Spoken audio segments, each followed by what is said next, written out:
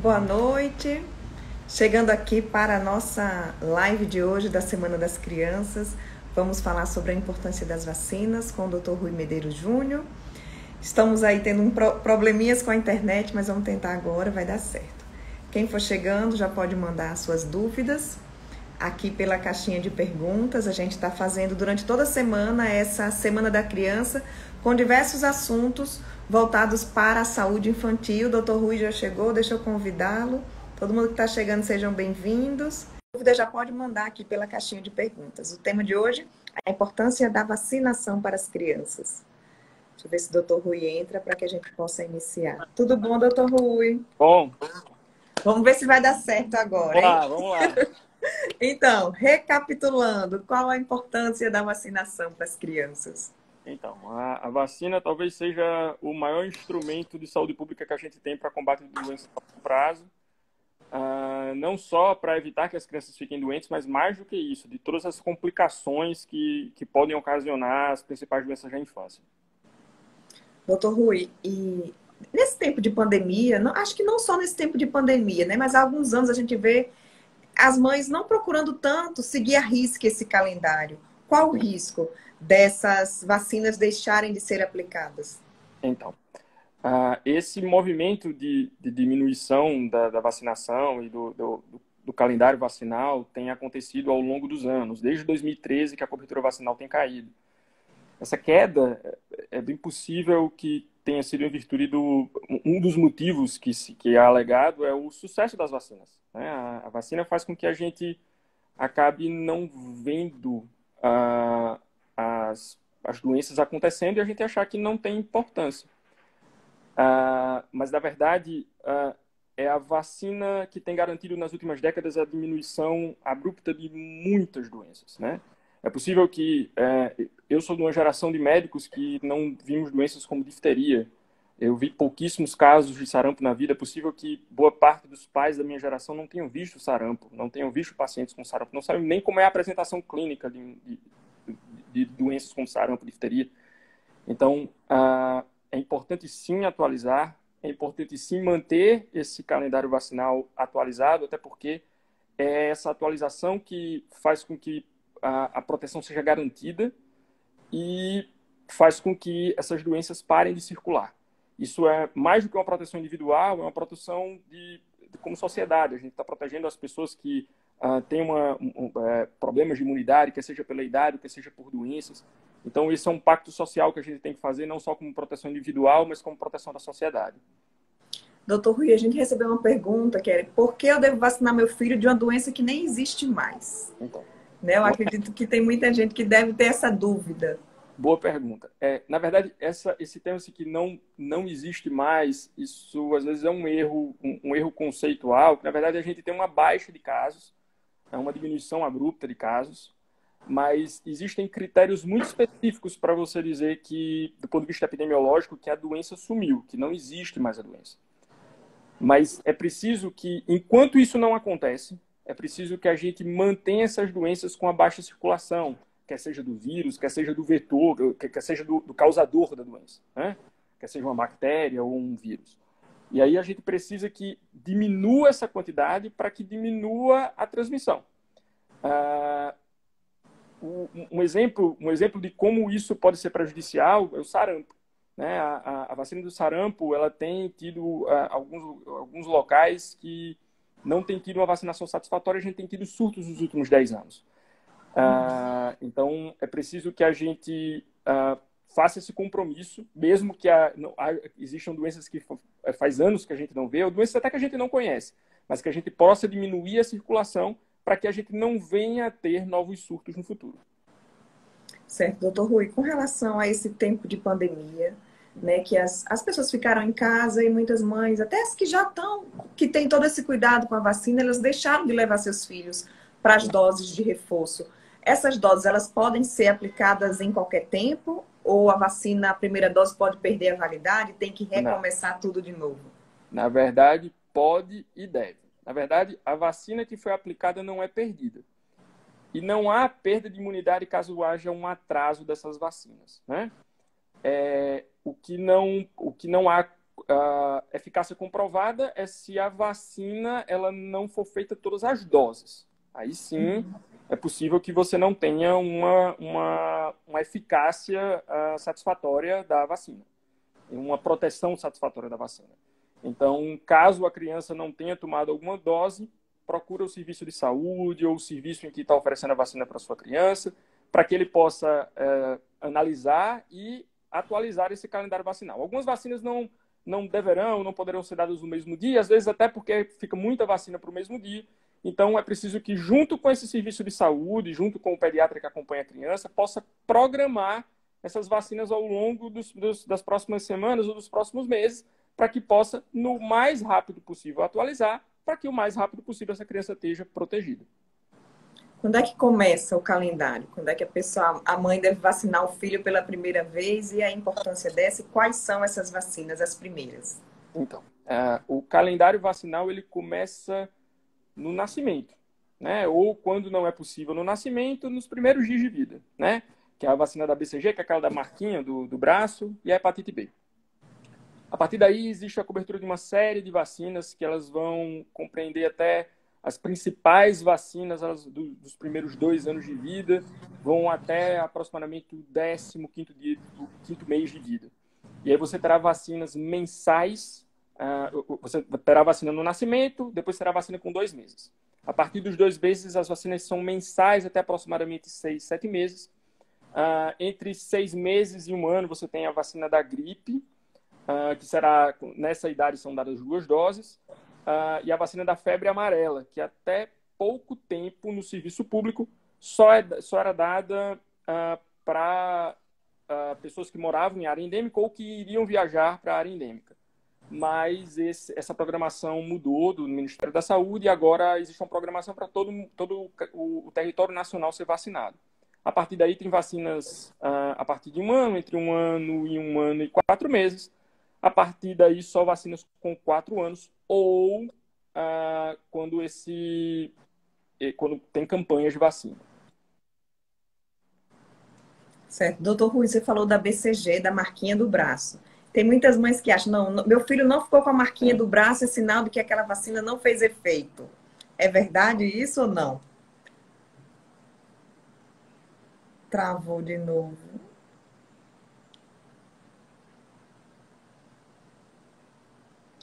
Ô, gente, travou de novo.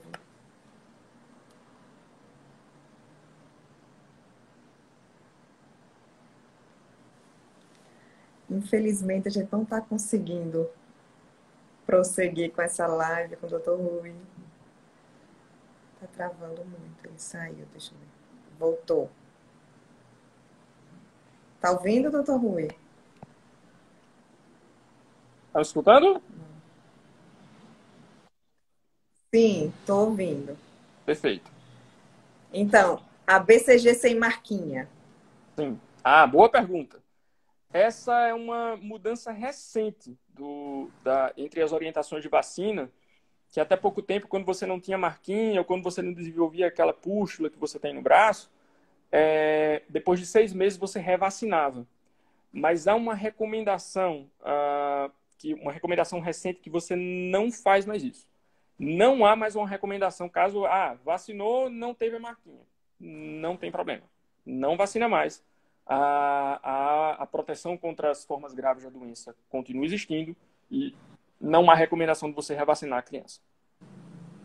Doutor Rui, com relação à vacina de Covid, as crianças ainda não foram contempladas, né? Mas vão ser em breve, né? Eu acredito.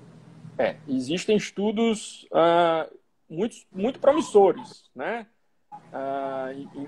Dos vários tipos de vacina para que você possa vacinar crianças.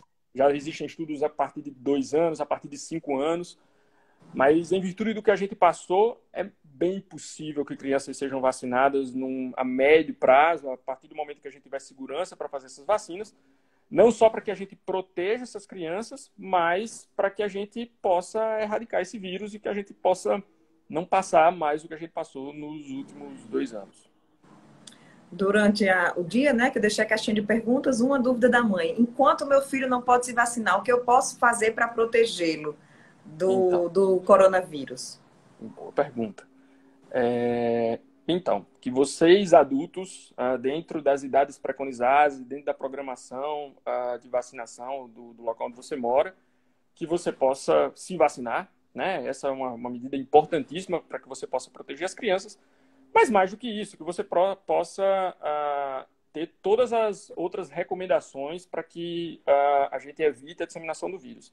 Desde o uso de máscara para crianças a partir de 3 anos, né, que é o que é recomendado, mas você possa usar álcool, evitar aglomerações, evitar contatos com pacientes sintomáticos. Então, tudo isso faz com que a gente proteja não só as crianças, mas a população em geral. Mas, mais do que isso, que você, adulto, que ainda não se vacinou, que você possa se vacinar. Você vai estar se protegendo, mas protegendo sua família e protegendo a sociedade como um todo. É isso, né? Quando a gente se vacina, a proteção não vem só para a gente, mas para várias outras pessoas que estão ao nosso lado. E é Doutor... importante lembrar que existe um grupo de pessoas que não podem se vacinar.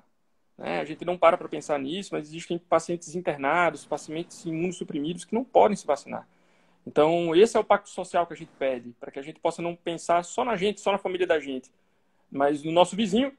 E eu acho que talvez a pandemia tenha mostrado isso, que se há uma coisa que talvez a gente tenha que refletir é que não há proteção quando você se vacina. Né? Não adianta você se vacinar se o seu vizinho não se vacina.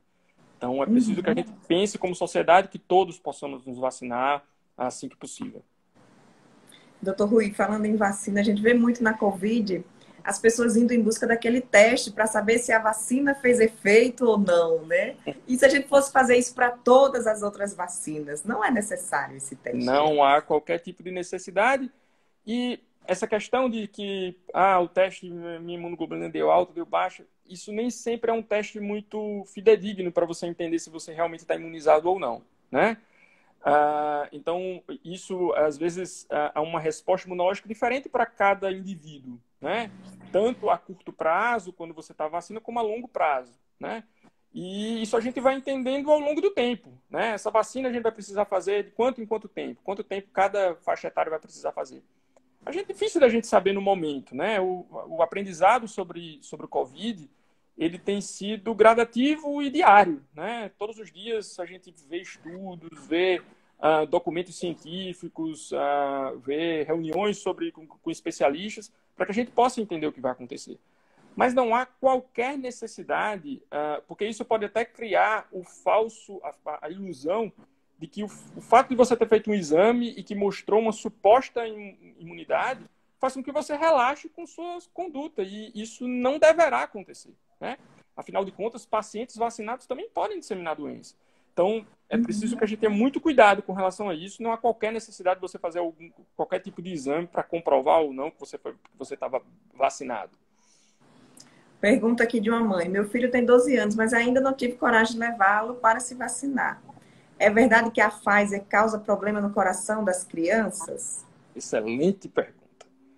E é preciso que a gente use esse espaço para que a gente possa disseminar a informação correta, né? Na verdade, existe um número maior de casos de endocardite e pericardite no uso da Pfizer. Isso foi relatado nos Estados Unidos, né, como efeito adverso da vacina. Só para que as pessoas possam entender em números o que isso representa e como isso é raro, como isso não justifica com que você não vacine as crianças nessa faixa etária. A partir do momento que se viu esse número de casos, foram revisados quase 9 milhões de adolescentes que foram vacinados nos Estados Unidos. O CDC americano fez isso. Se vocês quiserem, depois eu posso listar os estudos para que a pessoa possa ver a informação que eu estou falando. Desses 9 milhões de casos, tiveram aproximadamente 9 mil casos de pacientes com efeitos adversos. Efeitos adversos mais variados possíveis, ou seja, 1 em cada 1.000 aplicações de vacinas. Desses, mais de 80% a 90% são sintomas leves. Indisposição, dor de cabeça, dor no corpo, que alguns pacientes até relatam com o uso da Pfizer, né? O número de pacientes que foi relatado com endocardite e pericardite foram 400 casos. E de todos os casos, desses 400 casos, a grande maioria deles melhorou só com anti-inflamatório. Uhum. E de todos os 9 milhões de casos, todos os 9 milhões de pacientes que foram vacinados, apenas houveram 14 óbitos. Esses 14 óbitos não necessariamente são relacionados à vacina, porque dentro desses 14 óbitos tem suicídio, embolia pulmonar, mas que a gente acaba correlacionando com a vacina porque não há como ter uma comprovação direta de que isso foi causado pela vacina. Então perceba que o número de casos é infinitamente menor do que o número de casos do que pacientes graves ou óbitos, né?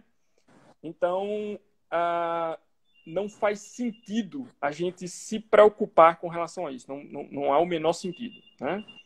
E, assim, só para vocês terem uma ideia em números, por exemplo, no Rio Grande do Norte. No Rio Grande do Norte, a gente teve...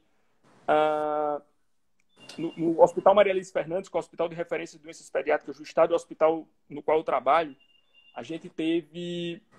o último boletim que eu vi foram 1.600 casos de internamento com 5 óbitos. Quer dizer, imagine que a população do Rio Grande do Norte é muito menor do que os 9 milhões de vacinados que tiveram nos Estados Unidos.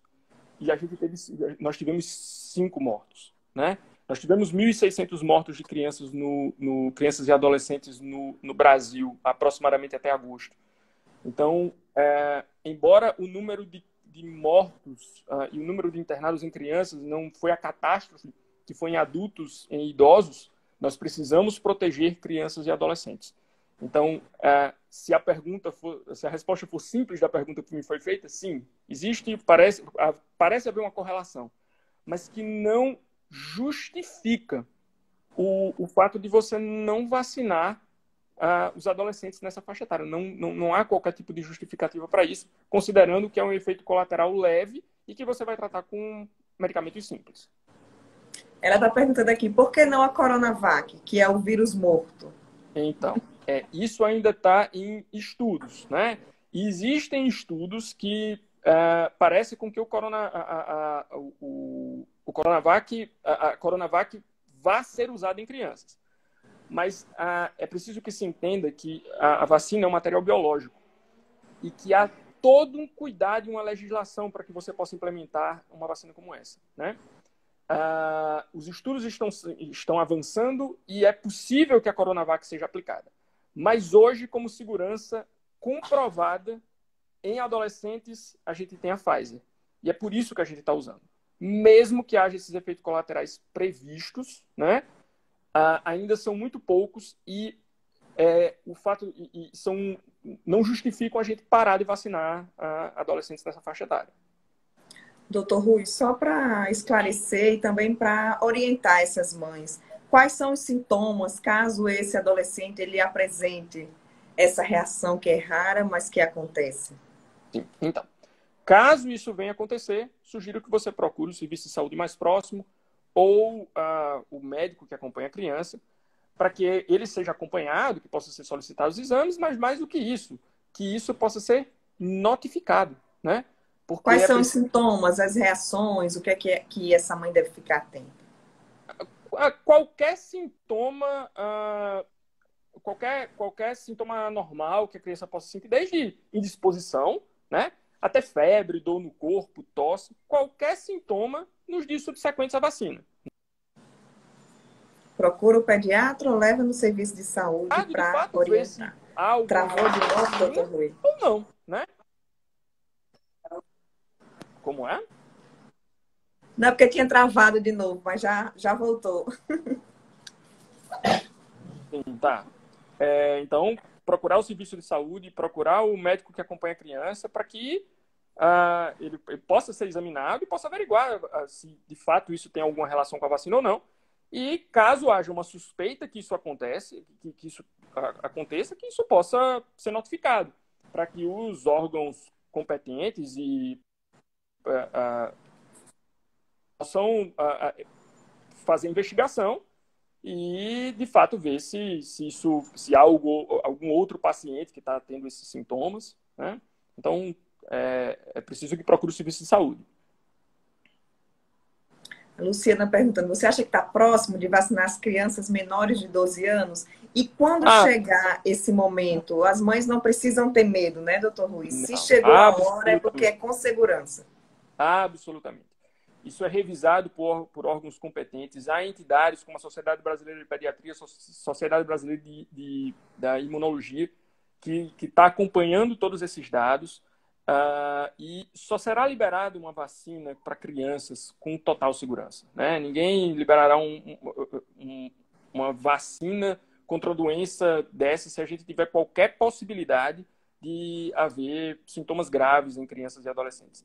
E caso isso venha a acontecer em algum momento, essas vacinas são suspensas e novos estudos são feitos e há um acompanhamento muito próximo disso, né? Inclusive, o COVID ele é um estudo muito importante, porque nunca antes, talvez na história da humanidade, a gente tenha tido um acompanhamento e a quantidade de estudos que a gente está tendo no momento, né? Então, não há qualquer medo, não se deve ter medo com relação à vacina, caso ela venha, e se Deus quiser vai vir para crianças numa faixa etária menor. Doutor Rui, uma pergunta aqui de uma mãe. Meu filho tem 10 anos, ele tem diabetes e desde quando começou a pandemia não volta à aula. Não tenho coragem de mandá-lo ainda para a aula presencial. Estou certa? Só depois da vacina, doutor Rui? Ou dá para mandar? Travou.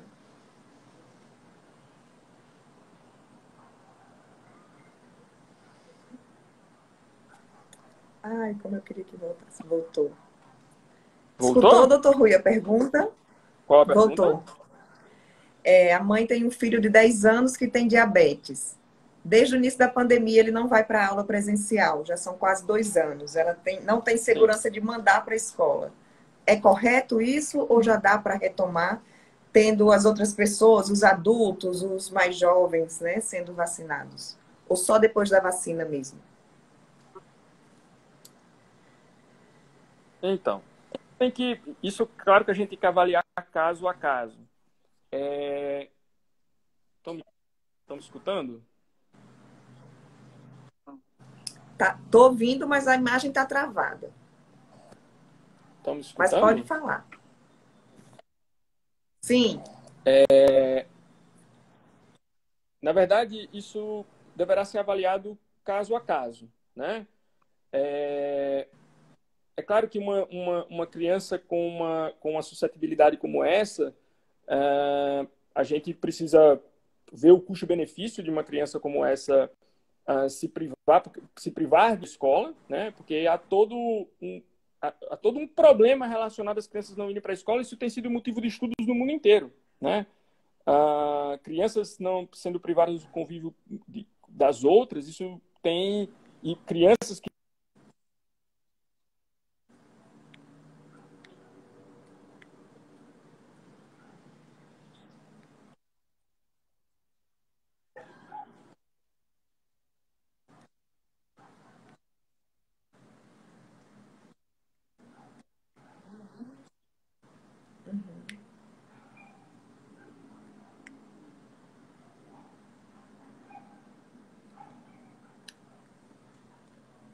Doutor Rui?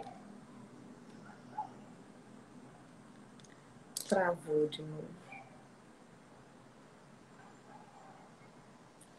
Eu acho que eu vou remarcar essa live com ele para outro dia, para a gente deixar tudo, tudo. Ele saiu, deixa eu ver se ele volta. Travou de novo, doutor Rui. Vamos ver se a gente consegue retomar. Que aí a gente. No seu celular. Marcelo, ainda tem sua pergunta aqui que eu vou fazer para ele também. Deixa ele voltar aqui, que vai dar certo. Vamos ver se ele consegue voltar.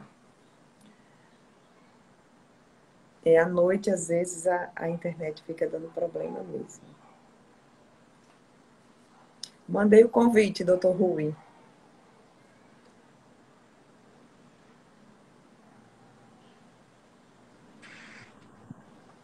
Pronto, mudou de Olha, novo. perfeito. Então, doutor Rui, qual a orientação para essa mãe que tem um filho com diabetes e ainda não se vacinou? Então, o que é que eu sugiro? Assim, esses casos específicos de crianças que têm comorbidades e que e que ainda não entrou na faixa etária para vacinar, caso a criança já esteja na faixa etária para vacinar, sugiro que vacine o mais rápido possível. Mas caso ainda não tenha acontecido, eu sugiro que se possa avaliar junto com o pediatra da criança, fazendo exames e aí a gente vai avaliando o custo-benefício disso acontecer. Porque às vezes você tem uma criança que ela está com uma doença bem controlada e aí o local tem um controle adequado, mas às vezes não, né? E a gente fica... Isso é uma balança muito difícil da gente medir, porque, por um lado, né, existem crianças com comorbidades e que a gente precisa avaliar e proteger essas crianças, mas, por outro lado, existe uma série de repercussões do ponto de vista emocional que têm sido estudadas no mundo inteiro, né? Crianças com os mais variados problemas e alterações de desenvolvimento, que desde crianças com depressão a crianças com atraso no desenvolvimento, fruto desse confinamento, né? Então, o que eu sugiro para essa mãe é que ela procure o pediatra da criança, que ela possa fazer exames, que ela possa avaliar junto com o médico que acompanha a criança, para ver se a criança tem infecções de repetição, se de fato a patologia com que a criança tem oferece um risco maior ou não, porque isso varia muito de tempos em tempos. Algumas doenças que ofereciam maior risco saíram, outras doenças entraram nesses riscos de comorbidade.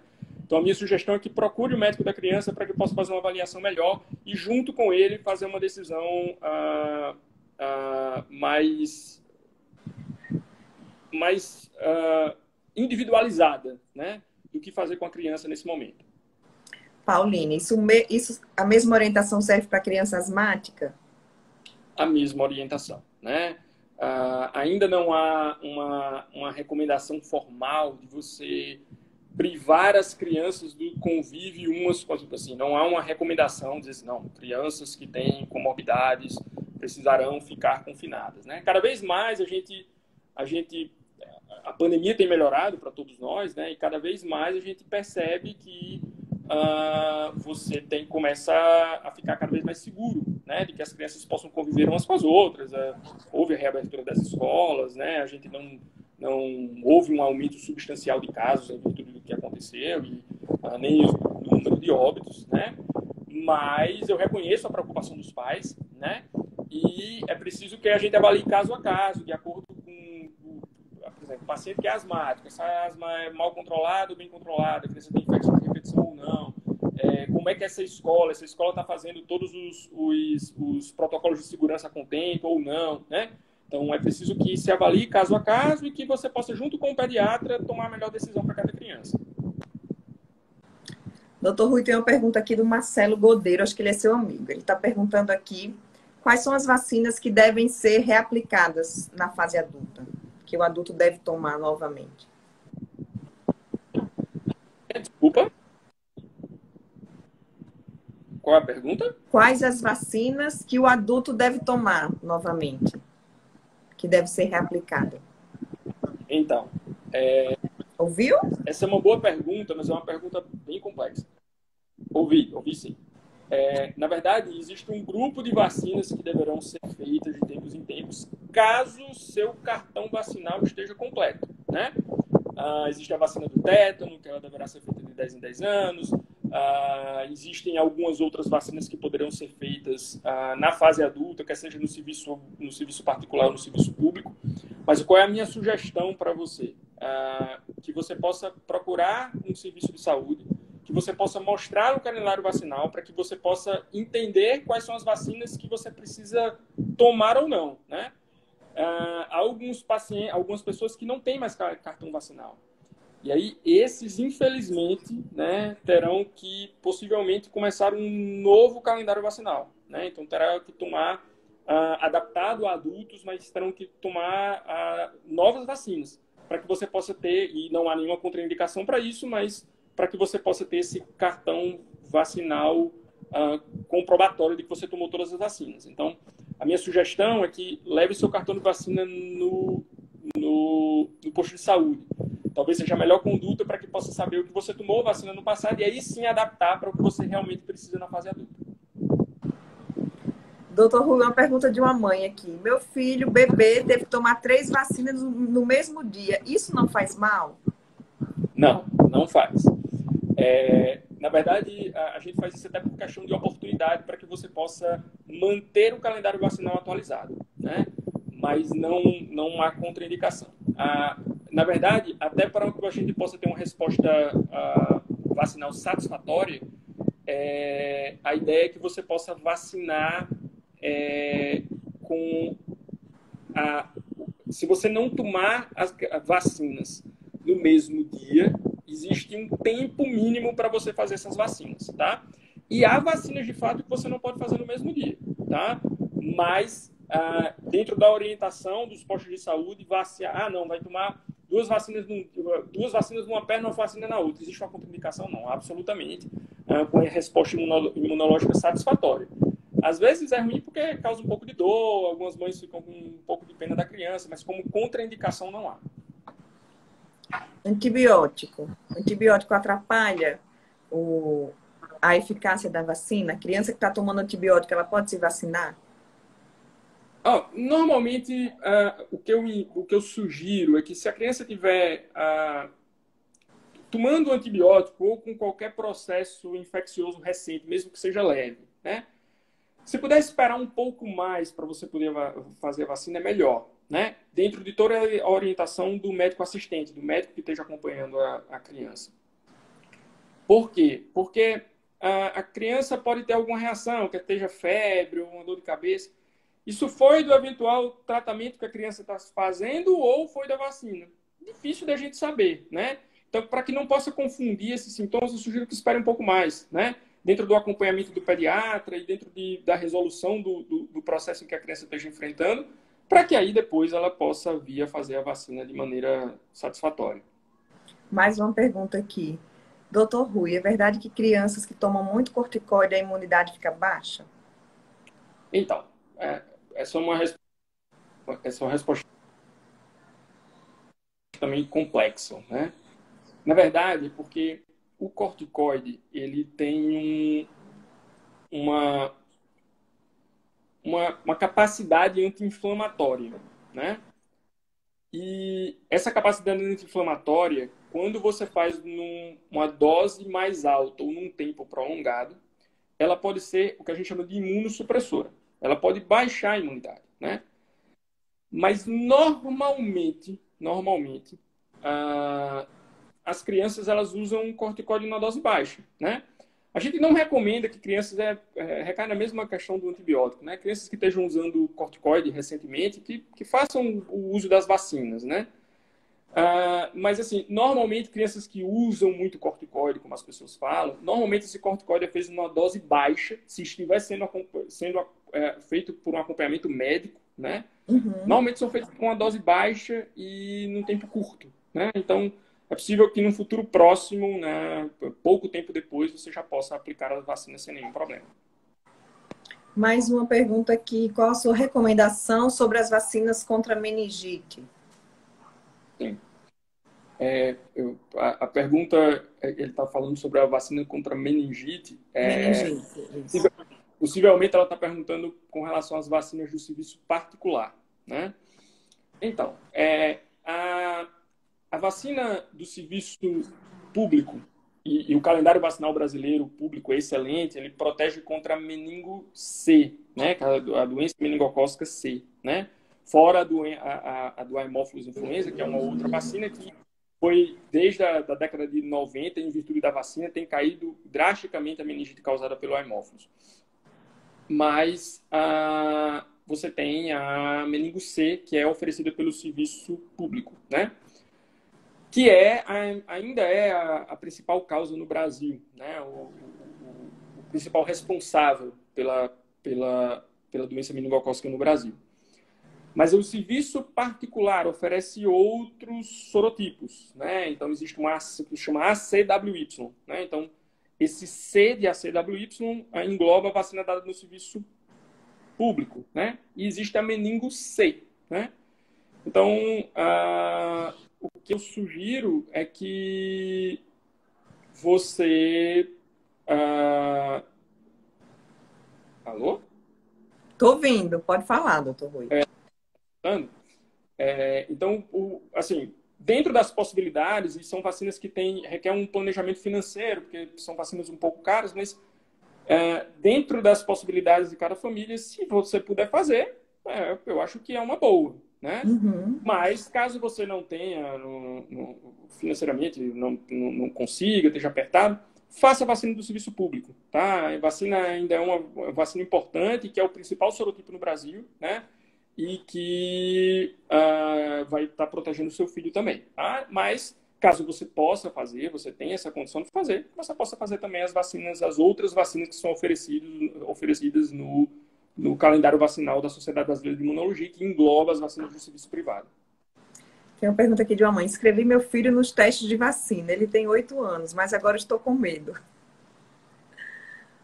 Não há medo. Fiquem tranquilos com relação a isso. Os estudos eles são feitos com doses preconizadas. Ainda não vi nenhum estudo que teve alguma reação vacinal grave, ou muito pelo contrário, a gente tem uma segurança muito grande de todas as vacinas que são ofertadas e a tecnologia usada em vacinas, né? Então, afinal de contas, essa tecnologia, boa parte dessa tecnologia é usada em todas as vacinas que a gente faz no calendário vacinal brasileiro, de uma maneira geral, há muitos anos, né? Então, esses estudos eles são feitos com um rigor enorme, né? E com toda a proteção para as crianças e com todo o suporte para que essas crianças, caso venham a ter qualquer tipo de reação.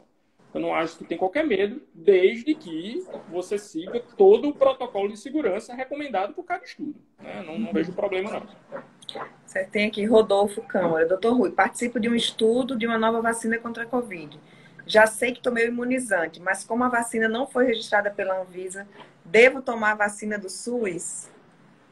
Então, eu sugiro que você veja dentro do protocolo do estudo da vacina, né?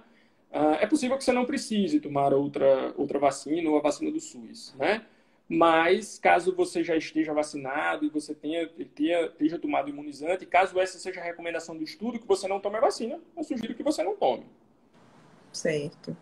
Doutor Rui, para a gente terminar, eu queria deixar aqui as suas palavras finais, né, principalmente sobre essa vacina da Covid-19 que está chegando aí para as crianças em breve, se Deus quiser vai chegar logo, mas tem muitas mães ainda que estão com o coraçãozinho apertado para dar a vacina. Então, a recomendação que eu tenho para te dar é que não só atualizem o calendário vacinal de vocês, né? Eu sei que esses 2 anos foram difíceis e fizeram com que a gente se afastasse dos postos de saúde, se afastasse de um acompanhamento satisfatório com pediatras, né? Isso fez com que a gente se afastasse um pouco desse acompanhamento e natural que seja assim, né? Mas imaginem que a gente viveu num mundo 1 ano com uma doença grave que a gente não tinha vacina. Uhum. Travou. No mundo. Mas vamos Né? conseguir, doutor Rui, encerrar.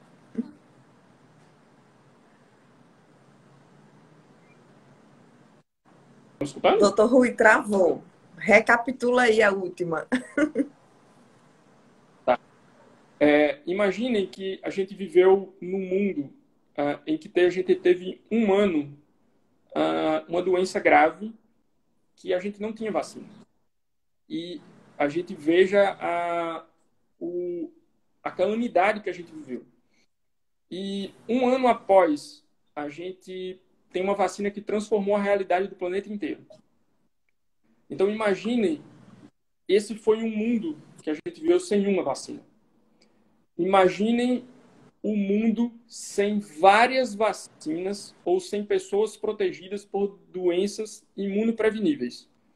Esse talvez seja o mundo que a gente esteja construindo caso a gente não vacine nossas crianças e a gente não complete nosso calendário vacinal. Então, vacinem contra as doenças do Programa Nacional de Imunização. Vacinem contra a Covid dentro das idades estabelecidas pelo Programa Nacional de Imunização, conduzido pelo Ministério da Saúde. isso estará protegendo vocês, isso estará protegendo suas famílias, seus filhos, mas mais do que isso, esse pacto social faz com que a gente erradique doenças e que a gente proteja pessoas, né? Proteja pessoas que nós amamos e proteja nossas famílias e proteja a sociedade como um todo. Ótimo, doutor Rui, muito obrigada. Depois vamos marcar outra entrevista, porque essa foi meio tumultuada, mas eu acho que a mensagem foi passada aqui e muita gente esclareceu suas dúvidas sobre vacina. Muito obrigada. Peço desculpas aí pelos problemas técnicos, mas obrigado pela oportunidade. Não, mas esses problemas técnicos fogem do nosso controle, né? Estamos aí na era da tecnologia, mas tantas vezes ela nos deixa na mão, mas conseguimos, graças a Deus conseguimos finalizar aqui. Muito obrigada, boa noite, doutor Rui. Um abraço, tudo de bom. E já a gente volta com mais uma live 7h30. Vamos falar sobre alteração no crescimento do crânio das crianças com a neuropediatra, a doutora Jéssica Gonçalves, e o neurocirurgião, doutor Roberto Vital. Então, já eu volto, tá bom? Boa noite, obrigada quem participou. A live vai ficar salva e quem tiver mais informações, pode mandar aqui. Quem tiver dúvidas, pode deixar nos comentários, que aí depois a gente marca com o doutor Rui de novo, sem tantas perturbações da internet, tá bom? Muito obrigada, boa noite a todos e até já.